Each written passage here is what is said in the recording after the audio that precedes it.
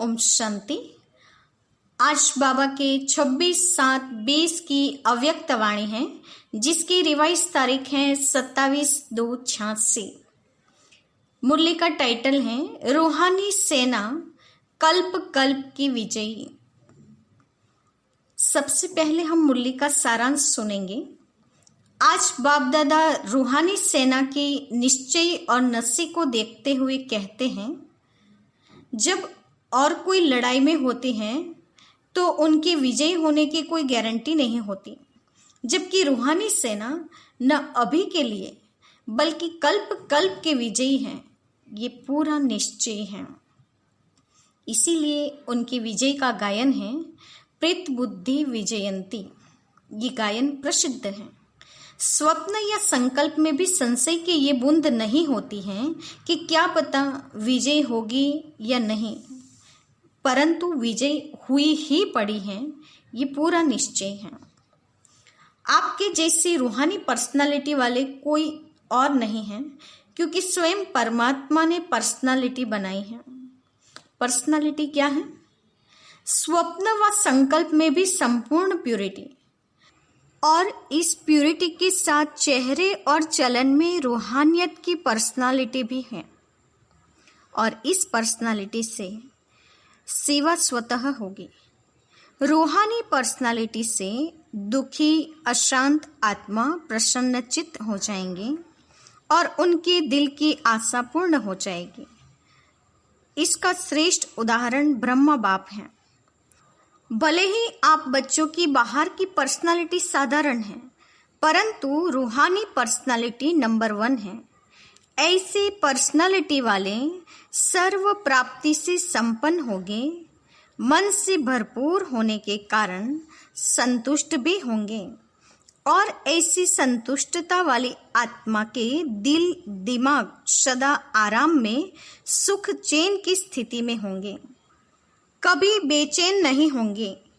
बोल व कर्म में, दृष्टि और वृत्ति में रूहानी पर्सनैलिटी और रॉयल्टी का अनुभव करेंगे। समय, संकल्प, एनर्जी वेस्ट नहीं गवाते। दृष्टि, वृत्ति, बोल में अलौकिकता होगी। साधारण कार्य करते भी शक्तिशाली कर्मयोगी स्थिति का अनुभव कराएंगे। उनकी पर्सनालिटी सबको आकर्षित करने वाली होंगी। तो ऐसे रूहानी पर्सनालिटी वाले रूहानी सेना बनने के लिए आज हम बच्चों को बाबा ने बोला है। ये था आज की अव्यक्त मुरली का सारांश। अभी हम मुरली की शुरुआत करते हैं। मुरली का टाइटल है रूहानी सेना कल्प कल्प की विजयी। सभी रूहानी शक्ति सेना, पांडव सेना, रूहानी सेना सदा विजय के निश्चय और नशे में रहते हैं ना। और कोई भी सेना जब लड़ाई करती है तो विजय की गारंटी नहीं होती है, निश्चय नहीं होता है कि विजय निश्चित ही है। लेकिन आप रूहानी सेना, शक्ति सेना सदा इस निश्चय के नशे में रहते हैं कि न सिर्फ अब की विजयी हैं, लेकिन कल्प कल्प के विजयी हैं। अपने कल्प पहले की विजय की कथाएं भी भक्ति मार्ग में सुन रहे हों। पांडवों की विजय की यादगार कथा अभी भी सुन रहे हों। अपने विजय के चित्र अब भी देख रहे हों। भक्ति में सिर्फ अहिंसक के बजाय हिंसक दिखा दिया है। रूहानी सेना को जिस्मानी साधारण सेना दिखा दिया है। अपना विजय का गायन अभी भी भक्तों द्वारा सुन हर्षित होते हो। गायन भी है प्रभु प्रीत बुद्धि विजयंती और विपरीत बुद्धि विनशंती। तो कल्प पहले का आपका गायन कितना प्रसिद्ध है। विजय निश्चित होने के कारण निश्चय बुद्धि विजयी हो, इसीलिए माला को भी विजय माला कहते हैं। तो निश्चय और नशा दोनों है ना। कोई भी अगर पूछे तो निश्चय से कहेंगे विजय तो हुई पड़ी है।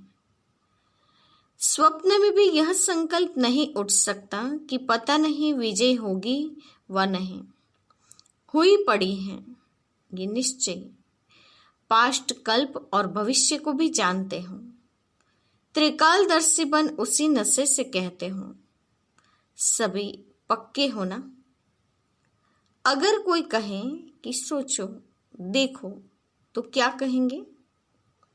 अनेक बार देख चुके हैं, कल्प कल्प के विजयी हैं, कल्प कल्प हम ही विजयी बने हैं। इस बात का निश्चय और नशा होने के कारण क्या कहेंगे? अनेक बार देख चुके हैं। नया कुछ भी नहीं है, नथिंग न्यू। जो हुआ है वही हो रहा है। कोई नई बात तो हो, सोचे भी या देखे भी। यह तो अनेक बार की बात अब रिपीट कर रहे हैं। तो ऐसे निश्चय बुद्धि ज्ञानी तो आत्माएं, योगी तो आत्माएं होना। आज अफ्रीका के ग्रुप का टर्न है। ऐसे तो सभी अब मधुबन निवासी हों, परमानेंट एड्रेस तो मधुबन है ना। वह तो सेवा स्थान है, सेवा स्थान हो गया दफ्तर, लेकिन घर तो मधुबन है ना।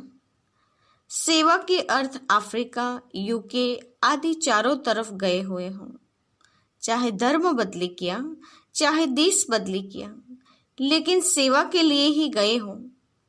याद कौन सा घर आता है? मधुबन या परमधाम। सेवा स्थान पर सेवा करते भी सदा ही मधुबन और मुरली यही याद रहता है ना। अफ्रीका में भी सेवा अर्थ गए हो ना। सेवा ने ज्ञान गंगा बना लिया। ज्ञान गंगाओं में ज्ञान स्नान कर आज कितने पावन बन गए। बच्चों को भिन्न भिन्न स्थानों पर सेवा करते हुए देख बाप दादा सोचते हैं कि कैसे कैसे स्थानों पर सेवा के लिए निर्भय बन बहुत लगन से रहे हुए हैं। अफ्रीकन लोगों का वायुमंडल, उन्हों का आहार व्यवहार कैसा है, फिर भी सेवा के कारण रहे हुए हों।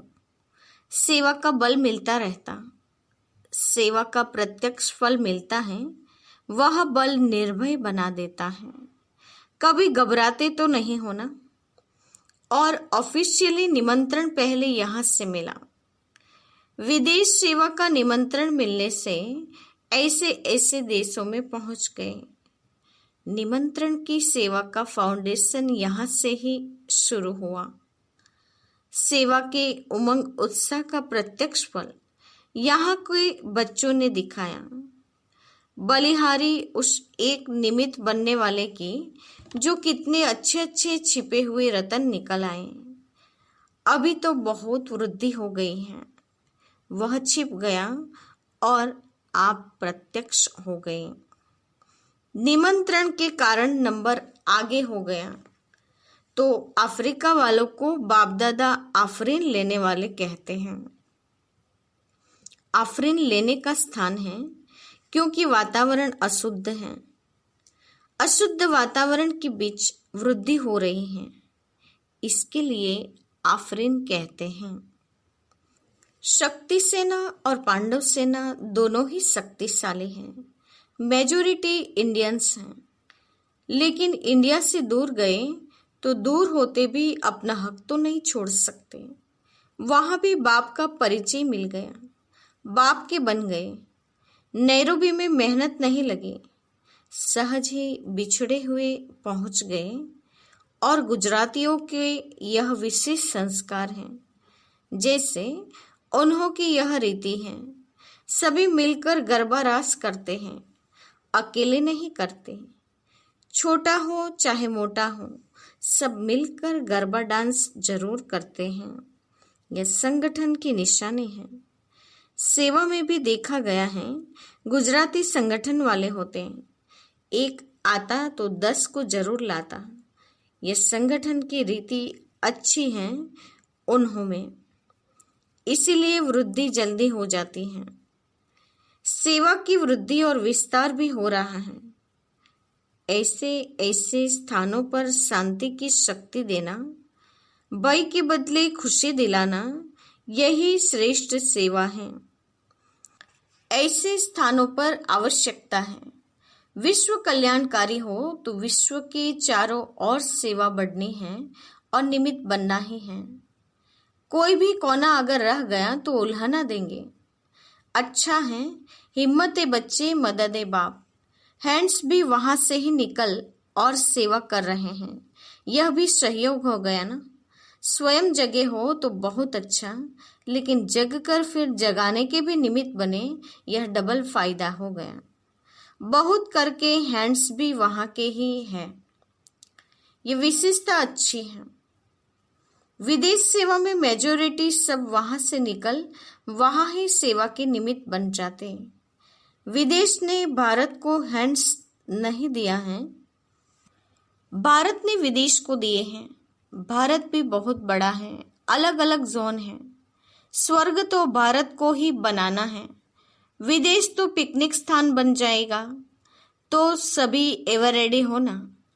आज किसको कहाँ भेजे तो एवर रेडी होना। जब हिम्मत रखते हैं तो मदद भी मिलती है। एवर रेडी जरूर रहना चाहिए। और जब समय ऐसा आएगा तो फिर ऑर्डर तो करना ही होगा। बाप द्वारा ऑर्डर होना ही है। कब करेंगे वह डेट नहीं बताएंगे। डेट बताए तो फिर सब नंबर 1 पास हो जाए। यहाँ डेट का ही अचानक एक ही क्वेश्चन आएगा, एवर रेडी होना। कहें यहाँ भी बैठ जाओ तो बाल बच्चे घर आदि याद आएगा। सुख के साधन तो वहाँ हैं, लेकिन स्वर्ग तो यहाँ बनना है। तो सदा एवर रेडी रहना, यह है ब्राह्मण जीवन की विशेषता। अपनी बुद्धि की लाइन क्लियर हो। सेवा के लिए निमित्त मात्र स्थान बाप ने दिया है, तो निमित्त बनकर सेवा में उपस्थित हुए हों। फिर बाप का इशारा मिला तो कुछ भी सोचने की जरूरत ही नहीं है। डायरेक्शन प्रमाण सेवा अच्छी कर रहे हों, इसीलिए न्यारे और बाप के प्यारे हों। अफ्रीका ने भी वृद्धि अच्छी की है। वीआईपी की सेवा अच्छी हो रही है। गवर्नमेंट के भी कनेक्शन अच्छे हैं। ये विशेषता है जो सर्व प्रकार वाले वर्ग की आत्माओं का संपर्क कोई न कोई समय समीप ले ही आता है। आज संपर्क वाले कल संबंध वाले हो जाएंगे। उन्हों को जगाते रहना चाहिए, नहीं तो थोड़ी आंख खोलकर फिर सो जाते हैं। कुंभकर्ण तो है ही। नींद का नशा होता है तो कुछ भी खा पी भी लेते तो भूल जाते। कुंभकर्ण भी ऐसे हैं, कहेंगे हाँ फिर आएंगे, यह करेंगे, लेकिन फिर पूछो तो कहेंगे याद नहीं रहा। इसलिए बार बार जगाना पड़ता है। गुजरातियों ने बाप का बनने में तन मन धन से स्वयं को सेवा में लगाने में नंबर अच्छा लिया है। सहज ही सहयोगी बन जाते हैं, यह भी भाग्य है। संख्या गुजरातियों की अच्छी है। बाप का बनने की लॉटरी कोई कम नहीं है। हर स्थान पर कोई न कोई बाप के बिछड़े हुए रतन है ही। जहां भी पांव रखते हैं तो कोई न कोई निकल ही आते। बेपरवाह निर्भय होकर के सेवा में लगन से आगे बढ़ते हैं तो पदम गुणा मदद भी मिलती है। ऑफिशियल निमंत्रण तो फिर भी यहाँ से ही आरंभ हुआ, फिर भी सेवा का जमा तो हुआ ना। वह जमा का खाता समय पर खींचेगा जरूर। तो सभी नंबर 1 तीव्र पुरुषार्थी आफरीन लेने वाले हो ना। नंबर 1 संबंध निभाने वाले, नंबर 1 सेवा में सबूत दिखाने वाले, सब में नंबर 1 होना ही है। तब तो आफरीन लेंगे ना। आफरीन ते आफरीन लेते ही रहना है। सभी की हिम्मत देख बाप दादा खुश होते हैं। अनेक आत्माओं को बाप का सहारा दिलाने के निमित्त बने हुए हों। अच्छे ही परिवार के परिवार हैं। परिवार को बाबा गुलदस्ता कहते हैं, यह भी विशेषता अच्छी है। वैसे तो सभी ब्राह्मणों के स्थान हैं। अगर कोई नैरोबी जाएंगे व कहाँ भी जाएंगे तो कहेंगे हमारा सेंटर बाबा का सेंटर है, हमारा परिवार है। तो कितने लक्की हो गए। बाप दादा हर एक रतन को देख खुश होते हैं। चाहे कोई भी स्थान के हैं, लेकिन बाप के हैं और बाप बच्चों का है। इसीलिए ब्राह्मण आत्मा अति प्रिय है, विशेष है। एक दो से जास्ती प्यारे लगते हैं। अच्छा, अव्यक्त वाणी से चुने हुए महावाक्य, जिसका टाइटल है अब रूहानी पर्सनालिटी द्वारा सेवा करो। उसमें पहले पॉइंट, आप ब्राह्मणों जैसी रूहानी पर्सनालिटी सारे कल्प में और किसी की भी नहीं है, क्योंकि आप सबकी पर्सनालिटी बनाने वाला ऊंचे ते ऊंचा स्वयं परम आत्मा है। आपकी सबसे बड़े ते बड़ी पर्सनालिटी है स्वप्न व संकल्प में भी संपूर्ण प्यूरिटी। इस प्यूरिटी के साथ साथ चेहरे और चलन में रूहानियत की भी पर्सनालिटी है। अपनी इस पर्सनालिटी में सदा स्थित रहो तो सेवा स्वतः होगी। कोई कैसी भी परेशान अशांत आत्मा हो, आपकी रूहानी पर्सनालिटी की झलक प्रसन्नता की नजर उन्हें प्रसन्न कर देगी, नजर से निहाल हो जाएंगे। अभी समय की समीपता के अनुसार नजर से निहाल करने की सेवा करने का समय है। आपकी एक नजर से वह प्रसन्न चित्त हो जाएंगे, दिल की आशा पूर्ण हो जाएगी। जैसे ब्रह्मा बाप के सूरत व सीरत की पर्सनालिटी थी, तब आप सब आकर्षित हुए। ऐसे फॉलो फादर करो। सर्व प्राप्तियों की लिस्ट बुद्धि में इमर्ज रखो तो चेहरे और चलन में प्रसन्नता की पर्सनैलिटी दिखाई देगी और यह पर्सनैलिटी हर एक को आकर्षित करेगी।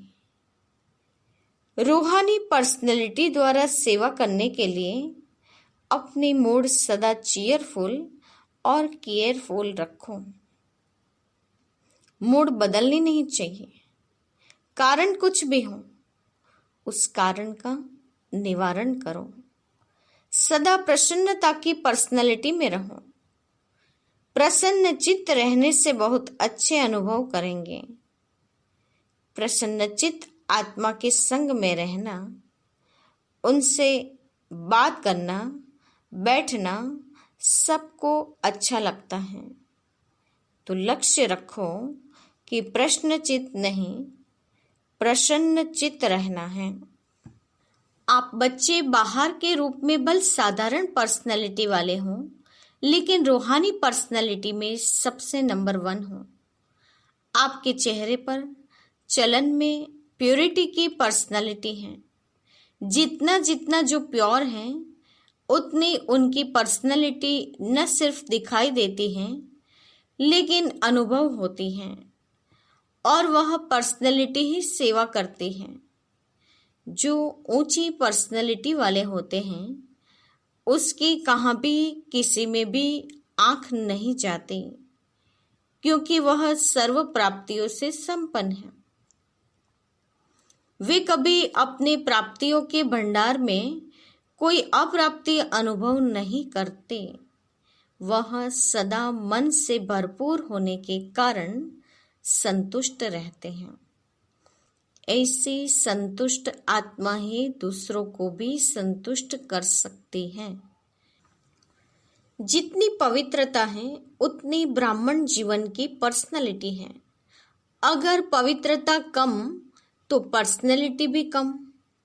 ये प्यूरिटी की पर्सनैलिटी सेवा में भी सहज सफलता दिलाती है। लेकिन यदि एक विकार भी अंश मात्र है, तो दूसरे साथी भी उसके साथ जरूर होंगे। जैसे पवित्रता का सुख शांति से गहरा संबंध है, ऐसे अपवित्रता का भी 5 विकारों से गहरा संबंध है। इसीलिए कोई भी विकार का अंश मात्र न रहे, तब कहेंगे पवित्रता की पर्सनालिटी द्वारा सेवा करने वाले। आजकल 2 प्रकार की पर्सनालिटी गाई जाती है।